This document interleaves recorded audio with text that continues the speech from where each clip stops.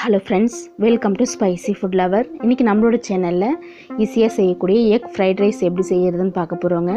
வாங்க egg fried rice எப்படி செய்யலான்றது இந்த வீடியோவில் பார்க்கலாம். ஸ்டவ் ஆன் பண்ணிவிட்டு கடாய் வச்சுக்கலாம். இதில் ஒரு 3 ஸ்பூன் அளவு எண்ணெய் சேர்த்துக்கலாம்.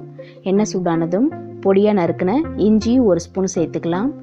அடுத்ததான் பொடியாக நறுக்கின பூண்டு 1 ஸ்பூன் அளவு சேர்த்துக்கலாங்க. சேர்த்துட்டு நல்லா ஒரு தடவை வதக்கி விட்டுருங்க. ஒரு நிமிஷம் போல் வதங்கட்டும்.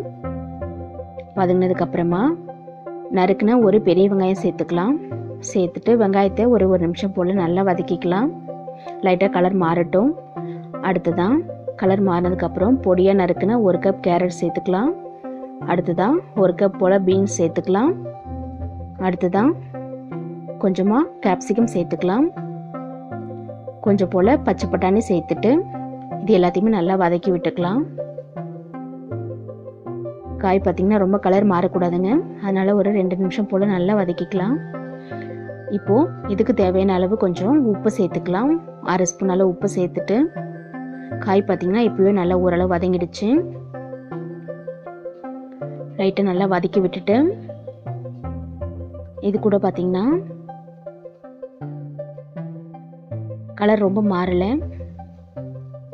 இந்தளவு வதக்கினதுக்கப்புறம் கொஞ்சம் போல் சோயா சாஸ் சேர்த்துக்கலாம். ஒரு 1/2 ஸ்பூன் அளவுக்கு சோயா சாஸ் ஃப்ளேவருக்காக தாங்க, நீங்கள் சேர்க்கலனாலும் பரவாயில்ல. அடுத்ததான் சில்லி சாஸ் ஒரு 1/2 ஸ்பூன் அளவு சேர்த்துக்கலாம். சேர்த்துட்டு இது கூடவே பெப்பர் பொடி ஒரு 1/2 ஸ்பூன் அளவு சேர்த்துக்கலாம். சேர்த்துட்டு இது எல்லாத்தையுமே நல்லா ஒரு தடவை கலந்து விட்டுக்கலாம். சோயா சாஸ்லாம் சேர்க்கும்போது நம்ம ஹோட்டலில் சாப்பிட்ற மாதிரி இருக்கும்.